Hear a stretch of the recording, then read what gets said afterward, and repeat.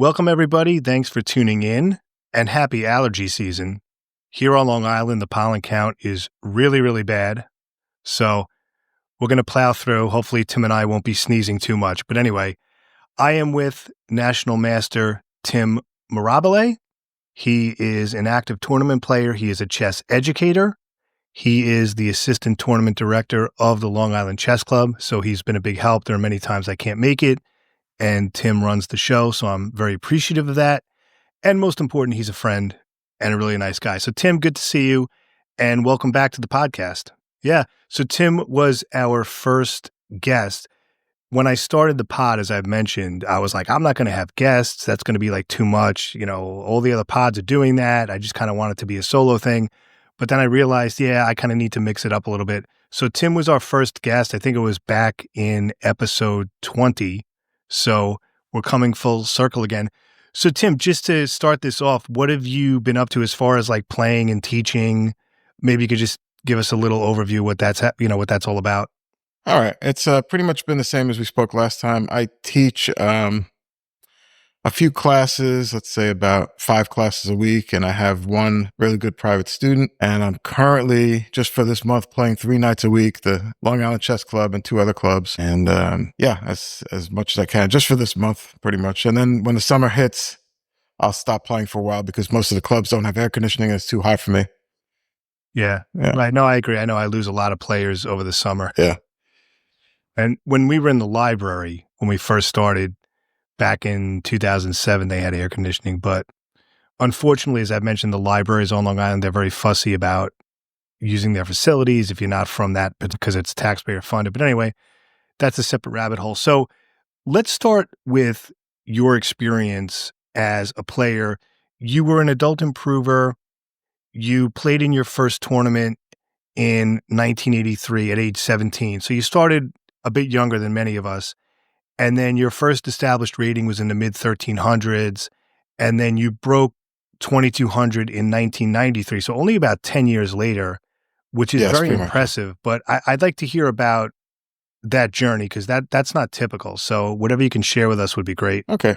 Yeah. So back in the early 80s, especially on Long Island, there was almost no scholastic chess. So I couldn't, go to scholastic tournaments with kids and things like that. So I had to, basically, my first tournament was at 17 because that's when I got my driver's license. So I'd be driving myself to the tournament. And before that, I was playing some tabletop chess computer. It came out in about 1980 and it was very weak, but I would lose every game. I don't consider myself a player who had natural talent at all. My dad taught me when I was about 6, and that was right when, in 1972, he never mentioned Fischer, but that's when the popularity of chess in the U.S. Went up a lot. He gave me a beginner's book. It was I. Horowitz's Chess for Beginners. I read that. I read some things. There were some articles in, I think was it Boys Life magazine had a chess article. If you're in the scouting, I was in there for about a year. So I read some chess articles. I maybe read the newspaper column, Shelby Lyman's column in the Sunday paper. And I was playing this chess computer. I would just lose every game on the lowest level. And then, after a while, I found one way to beat it. And it would just duplicate that. I could just duplicate that whole game. But, I moved the level up and I had to change it up a little bit to beat it again. And eventually I just worked my way through the levels to the point where I was letting the computer think for a half an hour and I would just come and make my move and I could beat it, so it was pretty weak. I also had I guess it's not really a PC, it's a TRS-8 Radio Shack computer. It was 1982 I got that, yeah. Rad, you said Radio Shack, I'm just Yes, laughing. Exactly, yeah. And it was, the Radio Shack program, micro chess, was very weak, and I beat that very easily once I got it. And I got some other programs for it, Sargon 2, and there's another one I can't remember the name at this time, but, those were a little better. But I never really had a chess computer that could beat me after I started to beat that first one.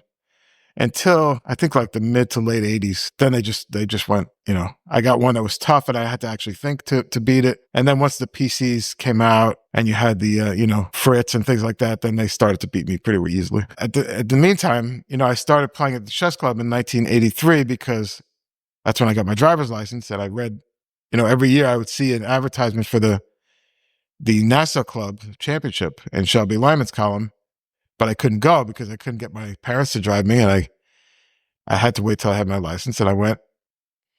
But I lost every game. It wasn't bad. I knew I was in the right place because I was with people who could beat me, so it was a challenge. I didn't play for a few more months, and I started playing every week. And my first established rating was like about 1,300. I was going to college at the time too, so I couldn't play sometimes. I took about a few months off. In 1986, when I came back, I started doing a lot better. I beat, 1,600 to 1,700, and my rating just kind of shot up. So I went from 1,300 to over 1,700 that year, 1987. I guess it would have been 2021. And then I kind of stabilized for about a year, and then I jumped to, in the 1988, I stayed there for a couple of years. Now, let me jump in for a go second, ahead. Tim. So these jumps, like 1,300 to 17 and all that, Right. obviously the lower you are, like it's much, I don't want to say easier, but it's quote unquote easier to go from, let's say, 1,200 to 1,500 than from like 1,800 to 2,100. So was this from just playing with the computer? Like, what were you doing besides playing? Were you studying additional things, or was it just clicking? Like, what kind of things were you working on?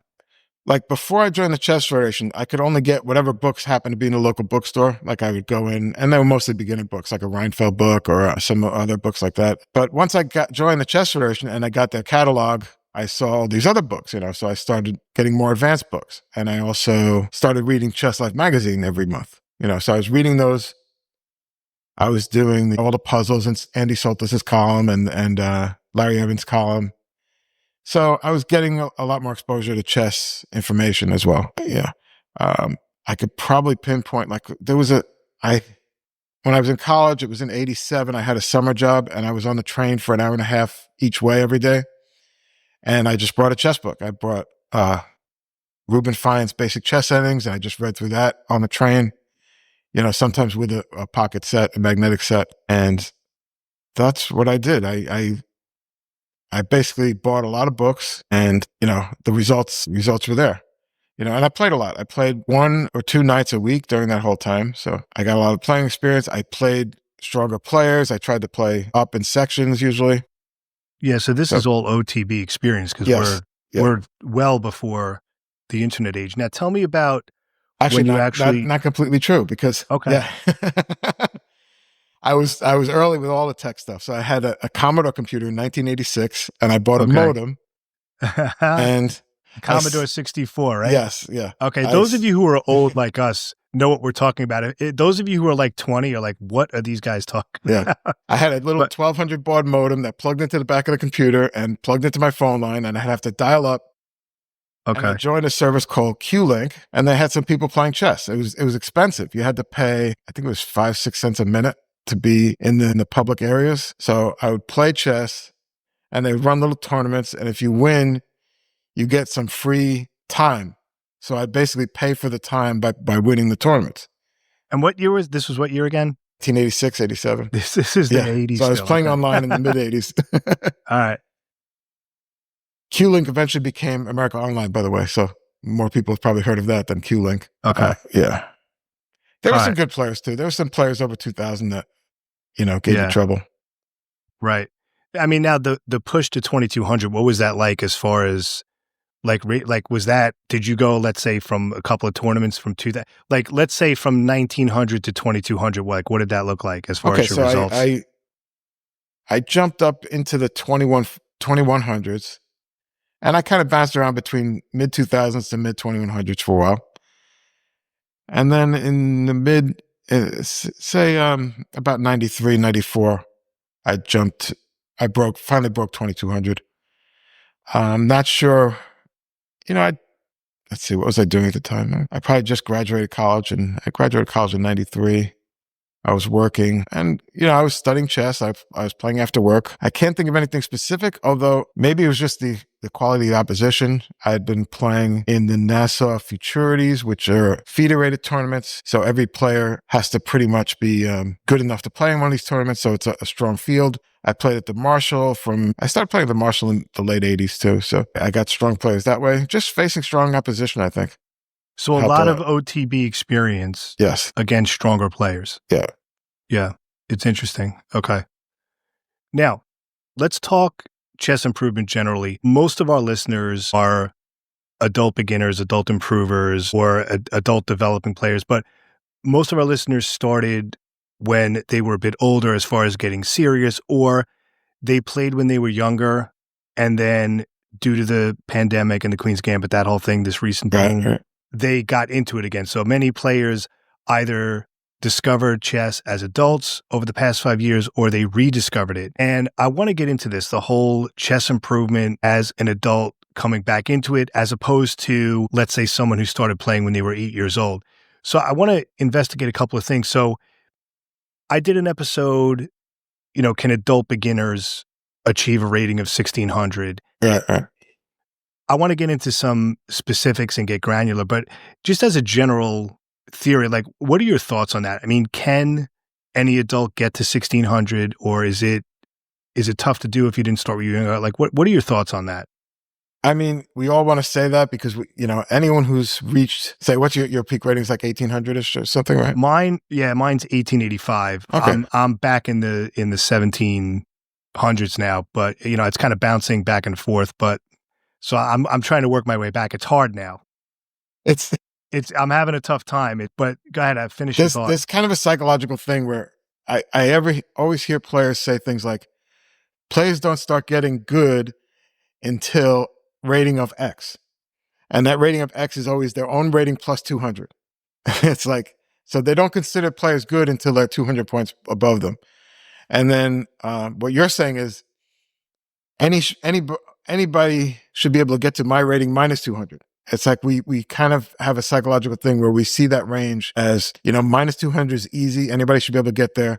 And plus 200 are when the players start getting good. And I've noticed that from even like a 2400 player, say, players don't start getting good until 2600.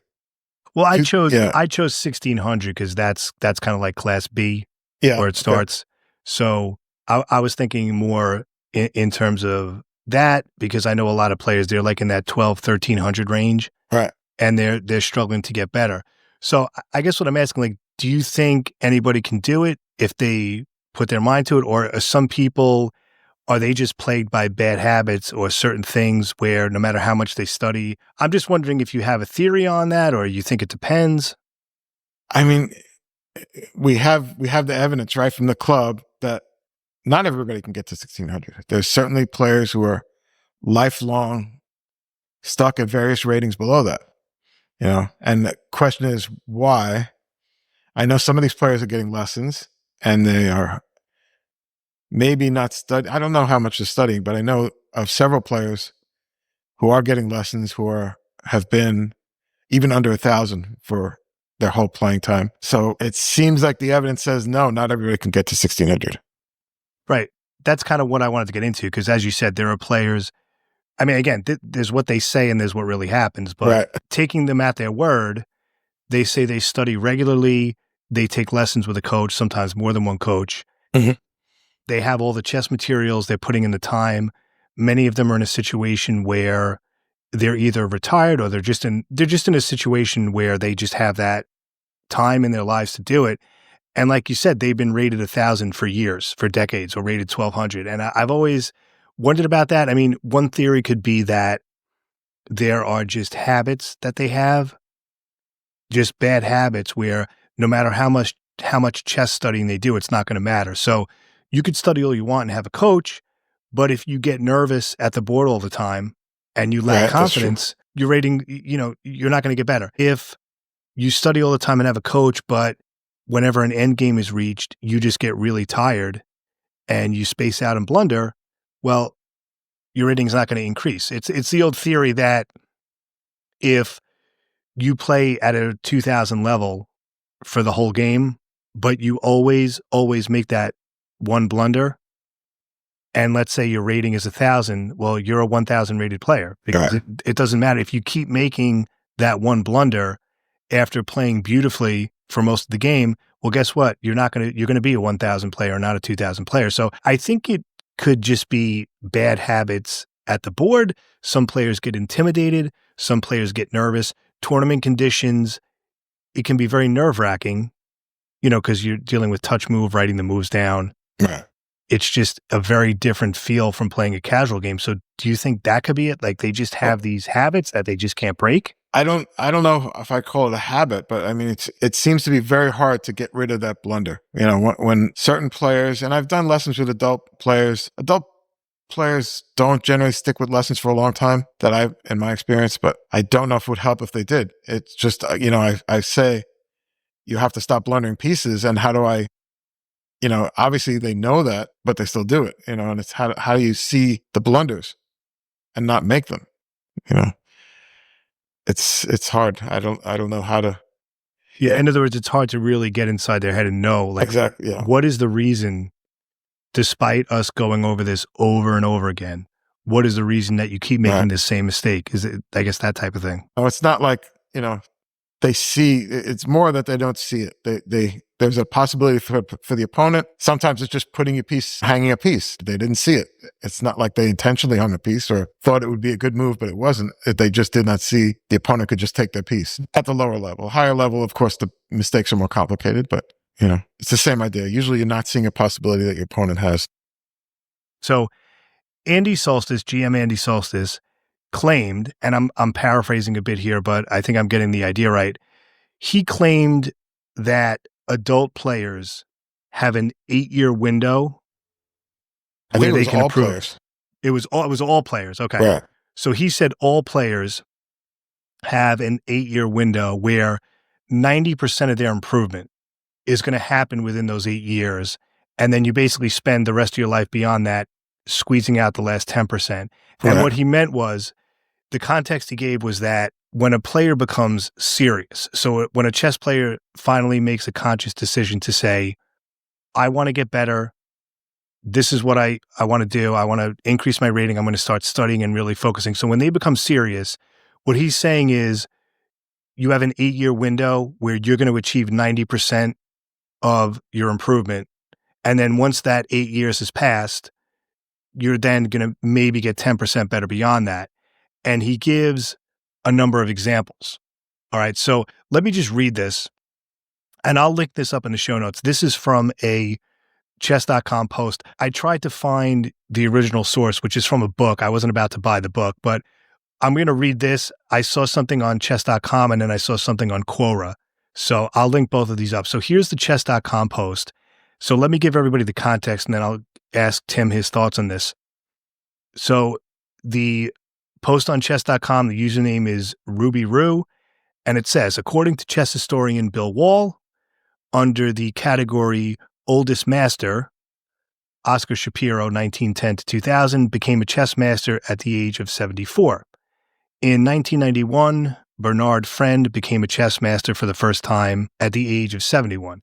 I have myself read in an old copy of Chess Life about a fellow who became a master at age 75, but I don't recollect his name or which issue featured that article. I once sent a letter to GM Andy Solstice, Chess Life contributor and noted chess author, with comments and questions identical to yours. Basically, everyone has heard of young prodigies, but what about late bloomers in chess? He created an entire article about it in his Chess Life monthly column. Again, I don't remember which issue, but the article is reproduced in its entirety on pages 32 to 36 of Solstice's 1991 book, Karl Marx Plays Chess. You can probably find a used copy for cheap on Amazon if you wish to read the details. The most telling statistic is this. After a chess student becomes serious, definition of serious, studies from books, the internet, and plays in tournaments, there is an 8-year window during which that person achieves 90% of his maximum chess prowess. It takes the rest of your life to eke out the final 10% of your potential. This statistic seems to hold true no matter where a person is on the rating scale. Solstice cited many noted masters who fit into this profile, including Capablanca, Spassky, Alekhine Yu, Lasker, Botvinnik, Marcosi, Pillsbury, Nimzovich, Keres, Petrosian, Fischer, Tal, and Koichnoi.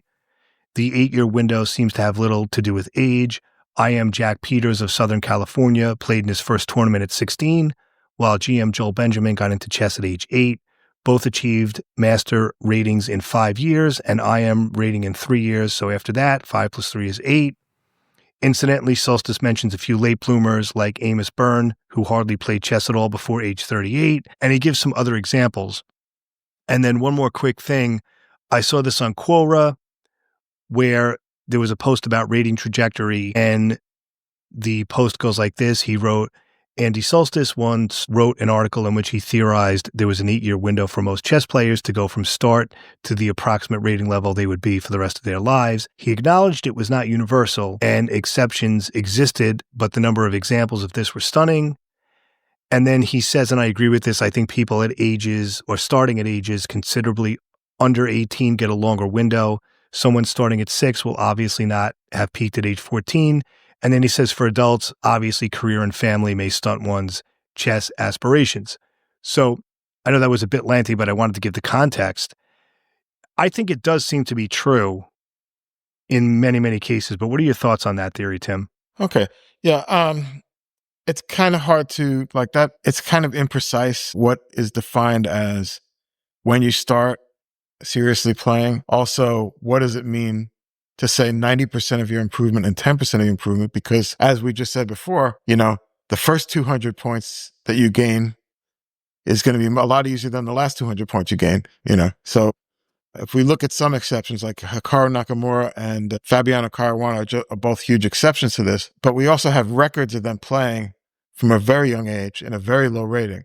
So they improved for something like at least 15, 16 years. And you could see it, it doesn't stop at 8 years at all.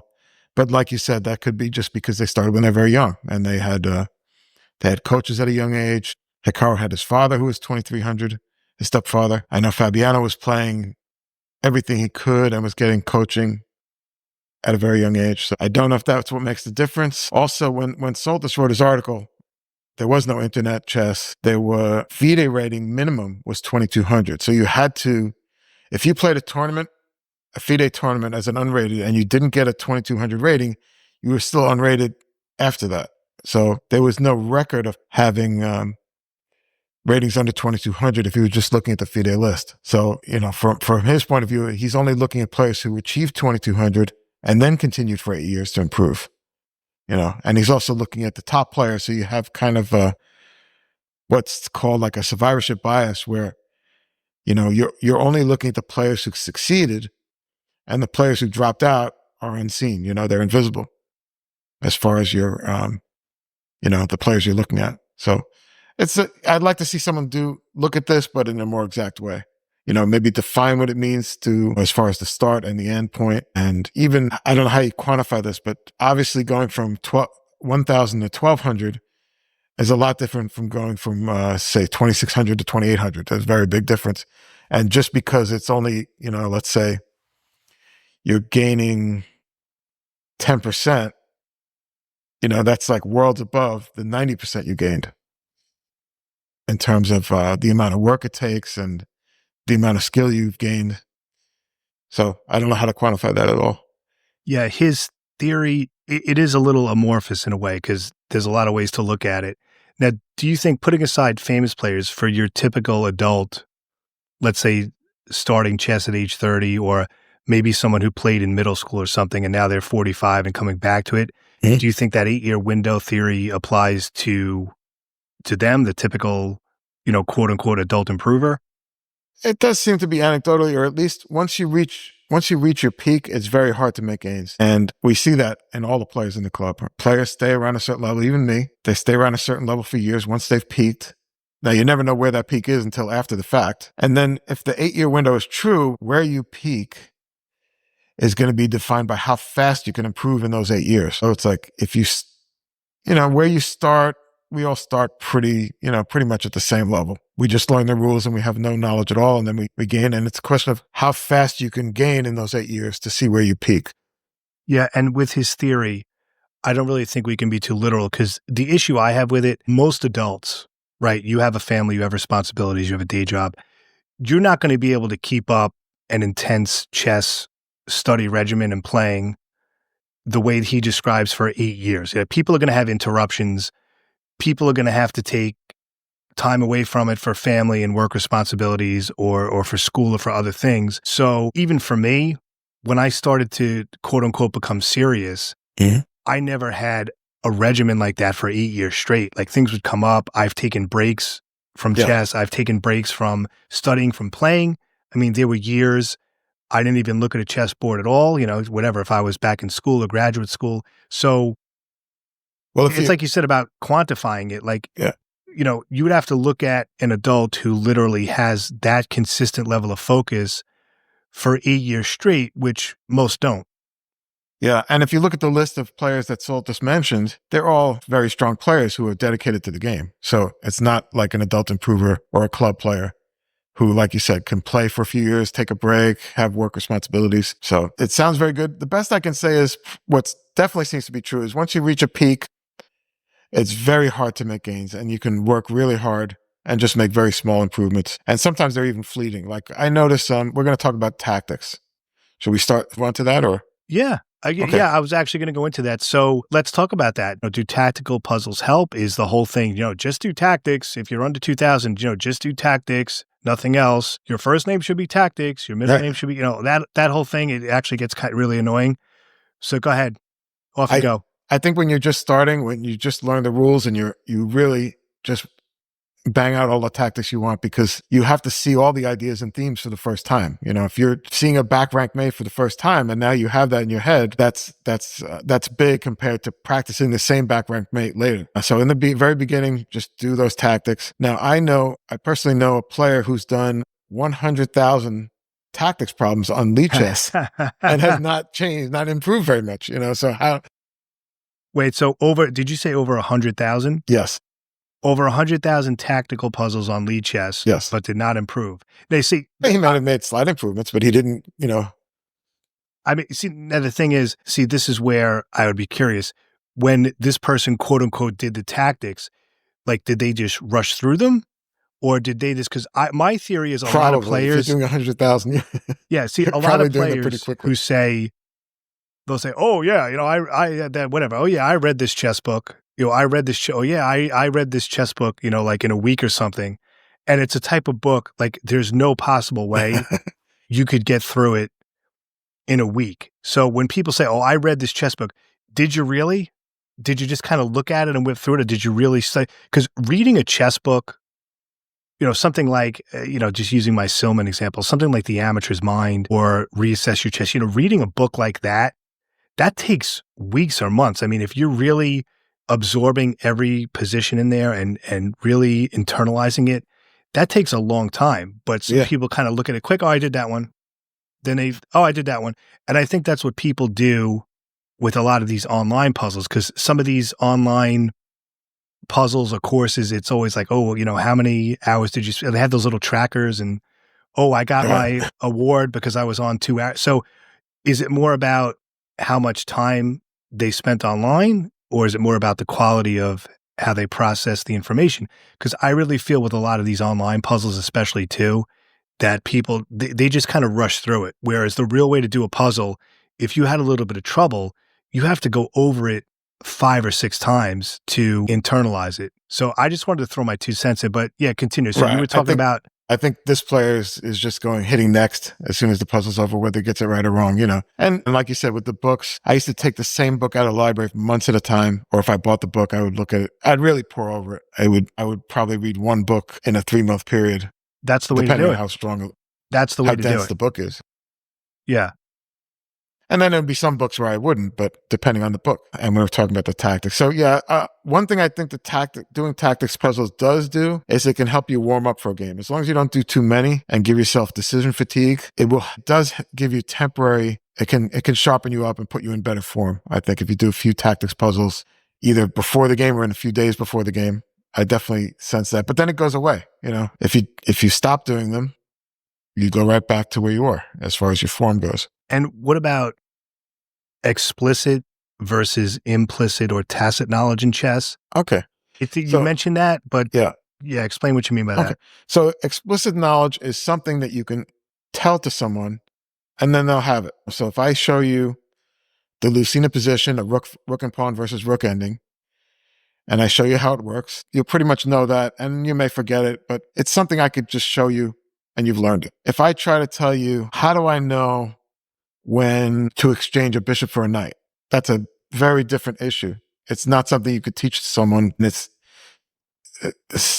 it's kind of hard to even put into words. Tacit knowledge or implicit knowledge are things you know, but it's hard to put into words. That's why some people say that let's say a grandmaster is not necessarily the best teacher, because he knows a lot of things that he just won't be able to convey. He's going to be, he will be a good teacher if you're rated 1,000. Maybe a 2,000 rated player or a 2,500 rated player is going to be about the same for you. You're not going to get much more from the 2,500 rated player. If you're 2,000, obviously you want to study with the 2,500 rather than the 2,000 player. But he's going to have a lot of knowledge that he just can't put into words. It's basically experience-based, things that you learn from experience, and it's not like chess. Chess is not an academic subject. You can't just go in, take a class, and you've learned this much chess. It doesn't work that way. Now, you mentioned something about stress and emotion and fight or flight when playing. Is that an over-the-board thing? So, yeah, what did you mean by that? Pretty much, yeah. We touched on this a little bit, like you said, when players get nervous. I've read some things. I don't know how rigorous they are, but as far as when you're faced with threatening information, your higher order brain functions tend to shut down, and you revert to, your lower, more animalistic brain functions just to survive. And while being hit with a tactic on a chessboard doesn't seem like something that's life-threatening, your brain doesn't really know that. It just sees. For some people, they might consider that to be like, but yeah. So you see this. I get this too. Like when I play online and my clock is very low and I can't find a move. And as soon as my time runs out and I lose, I instantly see the move because the pressure is off. There's no threat anymore. I can't lose any more than I already did. And I instantly see the move. Just that. The same thing happens over the board games. I see players who make these blunders and they should know better and they can't explain why. And I also say, I've said in the last podcast, when you face a player with threats, they play worse. If you don't make any threats, you're just playing a quiet game. The players will tend to play reasonable. They won't make any blunders. You might still beat them. You'll squeeze out a win positionally, but if you really want to win quickly, you're gonna have to make threats, and that'll induce blunders. And it's not just because there's fewer available moves that are safe to make. That's part of it, but it is because it will induce some fear and nervousness, and they will make blunders that way because of that. That kind of brain shutdown thing that. I don't know how rigorous that is, but just something I read once. I mean, is that generally because I always thought you were more like a solid, not a quiet player, but I always thought, Tim, you were kind of more very solid and positional. No? Am I wrong about that? All these years I've known you? Yeah. I know you can be aggressive, but usually you'll kind of just play like a solid positional game and you'll only attack. Like, do you try to be aggressive out of the gate? That's because I'm not playing difference between playing the man and playing the board. I'm trying to play the best move on the board. I'm not a psychological player where I'm trying to say like this player doesn't like to be attacked, so I'm going to attack, or this player doesn't like rook ending, so I'm going to go into, I'm trying to make the best move. Okay. Yeah. Right. So you don't play the man. You go by the 64 squares in front of you. Okay. Right. It's interesting. All right. The only exception might be the opening. Like if I see someone plays an opening regularly that I want to play against, I'll prepare for it. And that's the only way I'm playing the person, really. And what about the idea? Why is it always easier to find the right move when it's someone else's game? It's kind of like what you were talking about. It's the exact same reason. There's no pressure on you. There's no threat to you. The other thing is, there's another kind of confirmation bias where if you see a move, let's say you see a sacrifice and it turns out to be good, you'll remember that. But if you see a sacrifice, you're not the one who's going to lose the game if you play it. You're going to say, oh yeah, he has a sacrifice. And then you walk away thinking you found a good sacrifice, but maybe it isn't good. Maybe there's a refutation. And you don't even know that because you didn't look at the position after that very deeply. But yeah, the fact that you're under no pressure at all, you can't lose the game. It's not your game. You'll just find the ideas much more easily. All right. So one more segment I want to do. What are your thoughts on the amateur OTB scene in general as far as underrated players and rating deflation, and the players just seem to be a lot stronger? What's your stance on that? Okay, so there are always players who try to compare players across time. So let's say you might say this player is 2,000 strength. That's really meaningless because you could just add 1,000 points to everybody's rating, and their ratings will continue as they are. There's no objective strength for a certain rating. So over time, those definitely change. Like a 2,000 player 20 years ago was very different than a 2,000 player today. 2,000 player today has access to a lot more information. They know a lot more. They know a lot more about the openings they play. There's more middle game information that comes out of the openings. There's more end game knowledge. It's just a different animal. And I actually forgot where we were on. What was the initial No, I was question? asking just about rating deflation Yeah, and okay, underrated deflation, yeah, players, and So whether, because a lot of people say, and I tend to think this myself. A lot of people say, that just the players are stronger now. They're underrated. I mean, there were a couple of upsets this week at the club. yeah, We had like a 1,400 and change beat an 1,800 and change. Things like that. It happens. And just with a lot of the kids we have at the club, their ratings are not keeping up with their strength. right. Right. Well, Because US chess, the way they update the ratings, I mean, they're as slow as a tax returns. It's, so you have someone with a listed rating of like 1,450, but they're playing like an 1,800 player. And when I first started to say things like that on the podcast, I was like, all right, am I being like too whiny? Am I, is this just like, but I just seeing it every week, it's definitely true. And, it's frustrating because, and this is where deflation comes in, when you lose to a player like that, you're getting unfairly punished with your rating, because by the time they catch up to their strength, I mean, so if you're, let's say 1,900 and you lose to a 1,400, I mean, that could be like a 28, 30 point hit, Yeah. which can take a long time to get back. So, just what are your thoughts on that with the deflation? Do you think it's overblown? Do you think it's true? No, I think it's still a problem. Part of it is because players can improve by playing online, and it won't have any effect on the US Chess Federation rating. So you'll have players who, it used to be, back in the 80s, you could only get better pretty much by playing in tournaments. You could study somewhat, but you still have to put that in practice to really cement it in. And the rating system really hasn't changed that much as far as how fast it updates. So, you play in a tournament, the rating that's on the wall chart is going to be about a month old. And by the time the tournament's over, that's another month. And then it's going to take another month before that's reflected in the next tournament's rating. So, the ratings are always a few months behind. If you're a young kid playing, you're going to be going up quickly. And sometimes that 2 months can make a big difference.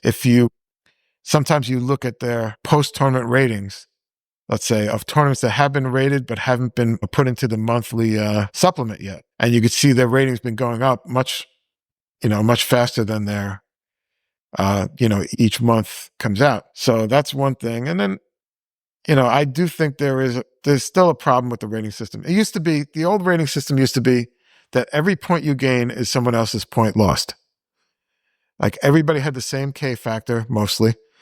And what is the K factor? That's how much your rating changes based on a win, loss, or draw. So if you play someone 400 points below you and they win and they gain 16 points, you lose 16 points. And what the originator of the rating system, Arpad Elo, he came up with he realized that this was a problem because players get an initial rating, then they improve. And the only way they improve their rating is taking points away from other players. And then maybe they'll get old and drop a little bit, but they won't drop back to their initial rating. And then they'll stop playing. They'll either pass away or they'll retire from chess. And those points are now gone from the system. The points they gain from their initial rating to their final rating are all taken away from other players. So it's going to drop the average. So they had a way of feeding back points into the system because of that. And now it's a little bit different. Players with very low ratings have a high K factor, sometimes as much as 50, and I think mine is just under 20. So if I lose a game to a very low rated player, I'm going to lose 20 points and they might gain 50. So at least they're gaining more than I'm losing. They're not taking points out of the average pool that way.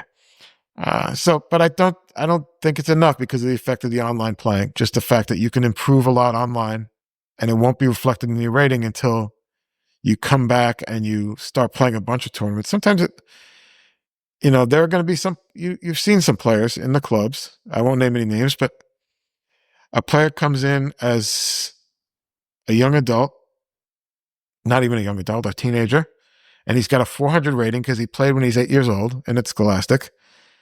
And within a year, he's 2,000. Those points came from somewhere. He really took a lot of points out of people.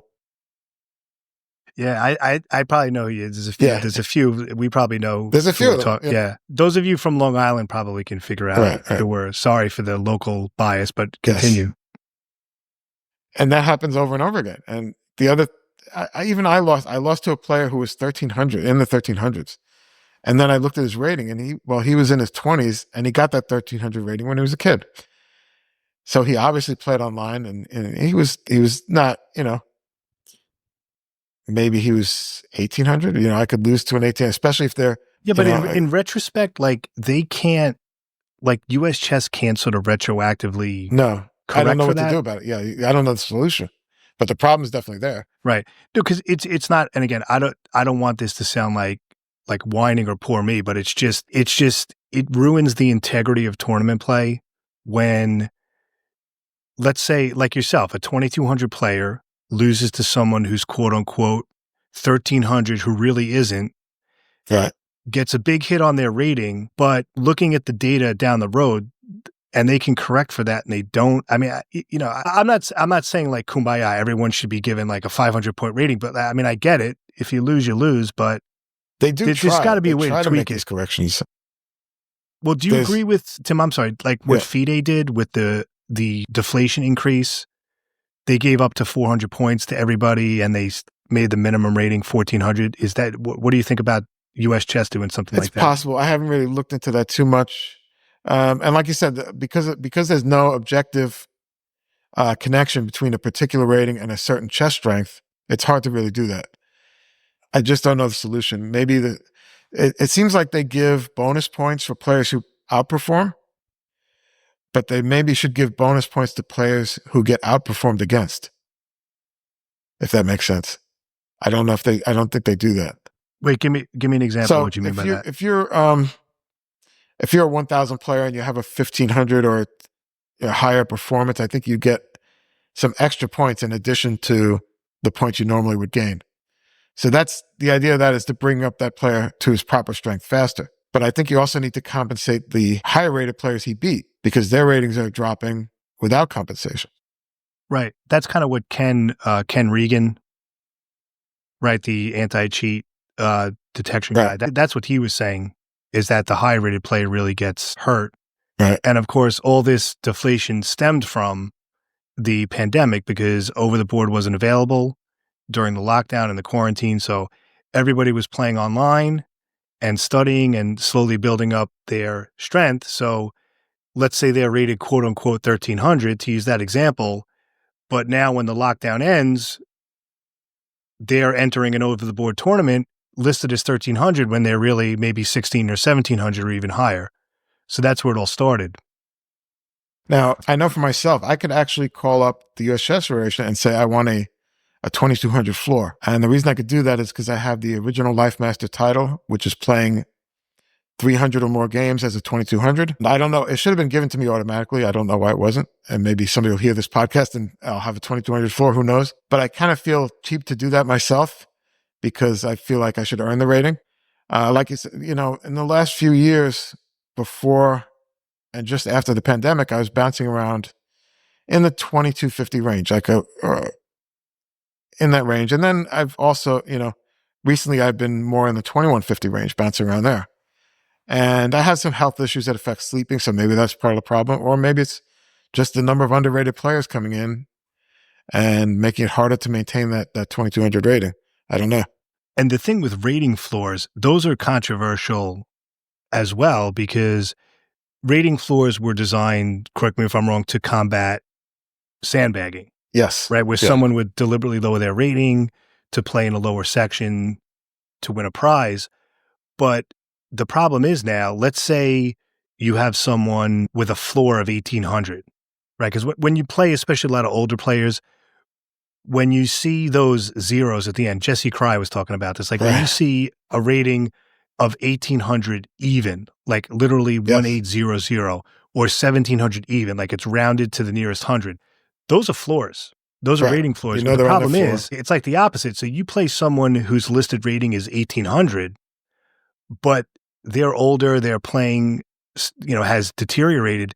Let's say they're only playing at 1400 or 1500 strength, but you get credit when you play those guys. You get credit for the 1800, even though it's a floor. So, that's the other thing, because then it's almost like you're, I don't want to say falsely gaining rating points, but that's the issue with floors, is that many of them are playing much lower than their listed rating.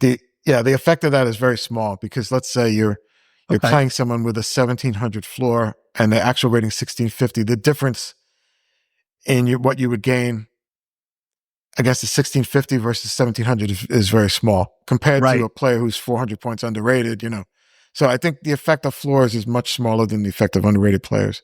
And also, I actually saw a player on Facebook who had a 2200 floor, and he was asking the USCF to remove it because he said, my strength has dropped. I'm not 2200 anymore. I've gotten older. And his reasoning was that he did not want his opponents to be able to say, oh, I beat a 2200. I thought it was kind of funny.